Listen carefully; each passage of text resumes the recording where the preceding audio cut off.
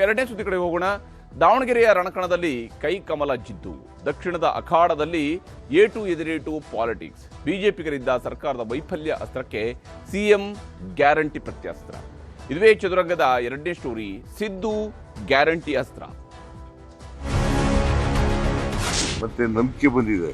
ಬಿಜೆಪಿಯವರು ಏನೇ ಸುಳ್ಳು ಹೇಳಿದ್ರು ಕೂಡ ಇವು ಜಾರಿ ಆಗದೇ ಇಲ್ಲ ಅಂತ ಹೇಳಿದ್ರು. ರಾಜ್ಯ ಆರ್ಥಿಕವಾಗಿ ದಿವಾಳಿ ಆಗ್ತದೆ ಅಂತ ಹೇಳಿದ್ರು. ಈಗ ಮುಂದುವರಿಸ್ತಾ ಇದ್ದೇವೆ. ಪ್ರತಿ ವರ್ಷನೂ ಕೂಡ ಸುಮಾರು 52,000 ಕೋಟಿ ರೂಪಾಯಿಗಳನ್ನ ಖರ್ಚು ಮಾಡ್ತಾ ಇದ್ದೀವಿ. ದಾವಣಗೆರೆ ದಕ್ಷಿಣ ಮತಕ್ಷೇತ್ರದಲ್ಲೂ ಕೂಡ ಜಿದ್ದಾಜಿದ್ದಿನ ಪೈಪೋಟಿ ನಡೀತಾ ಇದೆ. ಅದರಲ್ಲಿ ವಿಶೇಷವಾಗಿ ಮುಖ್ಯಮಂತ್ರಿ ಸಿದ್ದರಾಮಯ್ಯನವರು ಕಾಂಗ್ರೆಸ್ನ ಪ್ರಚಾರದ ಮುಂಚೂಣಿಯಲ್ಲಿ ನಿಂತಿದ್ದಾರೆ. ದಾವಣಗೆರೆ ದಕ್ಷಿಣ ಕ್ಷೇತ್ರದಲ್ಲಿ ಕೈಕಮಲ ಅಬ್ಬರದ ಪ್ರಚಾರವೂ ಕೂಡ ನಡೀತಾ ಇದೆ. ಅದರಲ್ಲಿ ವಿಶೇಷವಾಗಿ ಎರಡನೇ ದಿನವೂ ಕೂಡ ಶಾಮನೂರು ಮೊಮ್ಮಗನ ಪರವಾಗಿ ಸಿಎಂ ಸಿದ್ದರಾಮಯ್ಯನವರು ಕ್ಯಾಂಪೇನ್ನಲ್ಲಿ ಭಾಗಿಯಾಗಿದ್ದರು. ವಿಶೇಷವಾಗಿ ಭಿನ್ನಮತದಲ್ಲೂ ಬಿಜೆಪಿ ನಾಯಕರು ಒಗ್ಗಟ್ಟು ಪ್ರದರ್ಶಿಸುವಂತಹ ಪ್ರಯತ್ನವನ್ನು, ಅಂದರೆ ಅಲ್ಲಿ ವಿಶೇಷವಾಗಿ ದಾವಣಗೆರೆ ಬಿಜೆಪಿಯ ಭಿನ್ನಮತದ ಹೆಡ್ ಕ್ವಾರ್ಟರ್ಸಲ್ಲಿ, ಹಾಗಾಗಿ ಆ ಭಿನ್ನಮತದ ಹೆಡ್ ಕ್ವಾರ್ಟರ್ಸ್ನಲ್ಲೂ ಕೂಡ ಇವಾಗ ಎಲ್ಲರೂ ವೇದಿಕೆಯ ಮಟ್ಟಿಗೆ ಎಲ್ಲರೂ ಜೊತೆಯಾಗಿ ಗೋಚರಿಸ್ತಾ ಇದ್ದಾರೆ, ಎಲ್ಲರೂ ಜೊತೆಯಲ್ಲಿದ್ದಾರೆ. ಸಿಎಂ ತಿರುಗೇಟು ಕೊಡುವಂತಹ ಕೆಲಸವನ್ನು ಕೂಡ ಮಾಡ್ತಾ ಇದ್ದಾರೆ.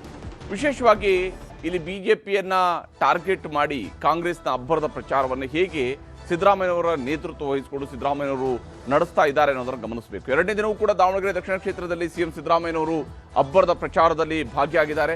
ಬಹಳ ಮುಖ್ಯವಾಗಿ ನಿನ್ನೆ ಅವರು ಗ್ರಾಮೀಣ ಭಾಗದಲ್ಲಿ ಪ್ರಚಾರದಲ್ಲಿ ಭಾಗಿಯಾದರೆ ಇವತ್ತು ನಗರ ಪ್ರದೇಶದ ವ್ಯಾಪ್ತಿಯಲ್ಲಿ 4 ಬಹಿರಂಗ ಸಭೆಗಳಲ್ಲಿ ಸಿದ್ದರಾಮಯ್ಯನವರು ಭಾಗಿಯಾಗಿದ್ದಾರೆ.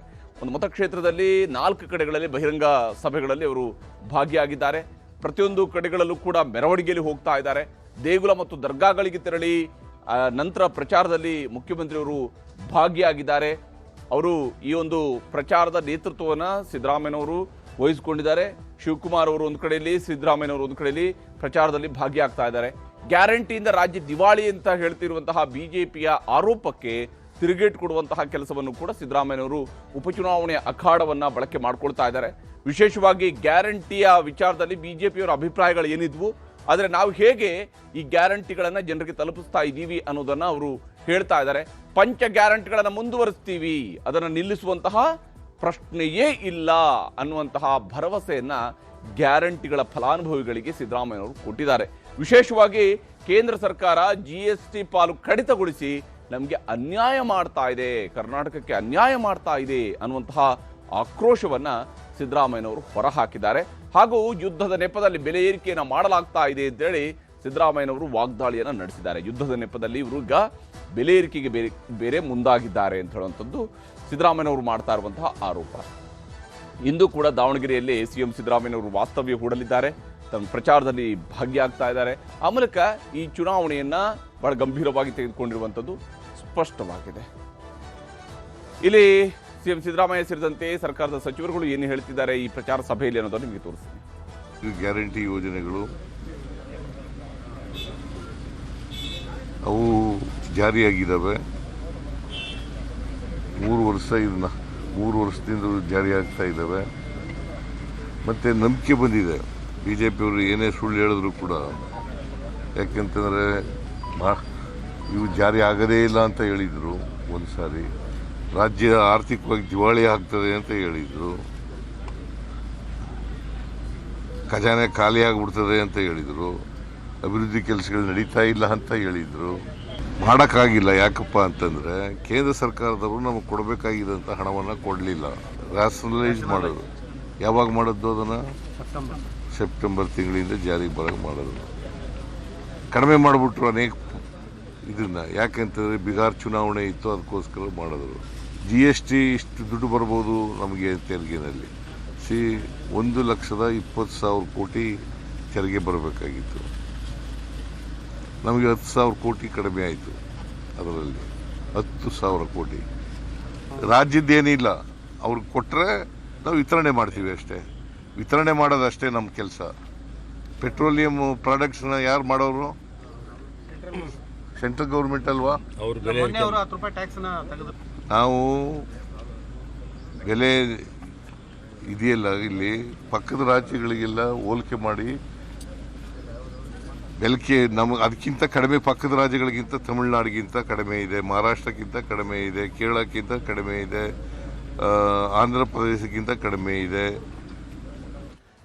ಹೀಗೆ ಸಿಎಂ ಸಿದ್ದರಾಮಯ್ಯನವರು ಕೇಂದ್ರದ ವಿರುದ್ಧ ವಾಗ್ದಾಳಿ ನಡೆಸ್ತಾರೆ. ತಮ್ಮ ಗ್ಯಾರಂಟಿ ಯೋಜನೆಗಳ ಬಗ್ಗೆ ಅವರು ಸಮರ್ಥನೆಯನ್ನು ಕೊಡ್ತಾ ಇದ್ದಾರೆ. ಮತ್ತೊಂದು ಕಡೆಯಲ್ಲಿ ಬಿಜೆಪಿಯು ಕೂಡ ಗ್ಯಾರಂಟಿಗೆ ಗುದ್ದು ಕೊಡ್ತಾ ಇದೆ. ಉಪಚುನಾವಣೆಯ ರಣಕಣದಲ್ಲಿ ಬಿಜೆಪಿಗೆ ಗ್ಯಾರಂಟಿ ಬ್ರಹ್ಮಾಸ್ತ್ರವಾಗಿರುವಂಥದ್ದು.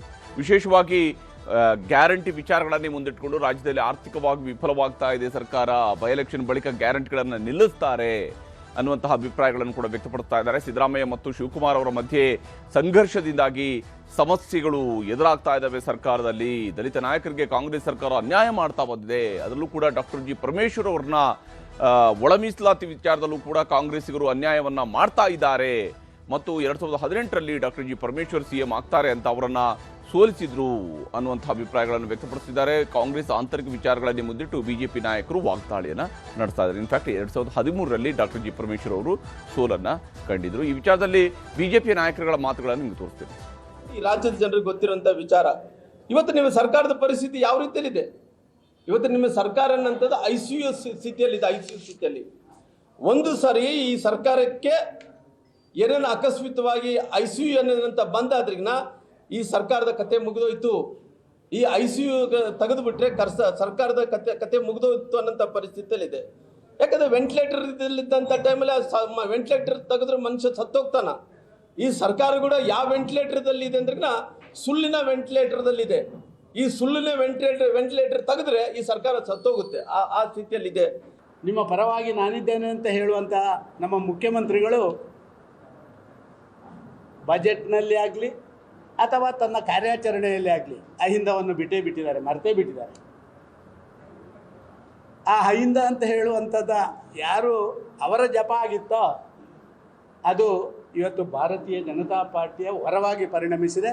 ನಾವು ಅಹಿಂದದ ಕಡೆಯಿಂದ ನಮ್ಮ ಅಭ್ಯರ್ಥಿಯನ್ನು ಕಣಕ್ಕಿಳಿಸಿರುವಂಥದ್ದು ಮತ್ತು ಇಡೀ ಅಹಿಂದ ಸಮುದಾಯ ಹೌದು ಈ ಸಾರಿ ಸಿದ್ದರಾಮಯ್ಯರಿಗೆ ಮತ್ತೆ ಜ್ಞಾಪಕ ಮಾಡಬೇಕು. ಯಾರ ಹೆಸರನ್ನ ಜಪ ಮಾಡಿಕೊಂಡು ಅಧಿಕಾರಕ್ಕೆ ಹೋದವರು ನಮ್ಮನ್ನು ಮರೆತು ಬಿಟ್ರಲ್ಲ, ನಿಮಗೆ ಕಲಿಸ್ತೇವೆ ಬನ್ನಿ ದಾವಣಗೆರೆಯಲ್ಲಿ ಅಂತ ಹೇಳುವಂಥದ್ದನ್ನು ಅಹಿಂದ ಅಂತ ವರ್ಗಕ್ಕೆ ಸೇರಿದಂಥ ಸಮಸ್ತ ಜನ ಇವತ್ತು ಮಾತಾಡ್ತಾರೆ.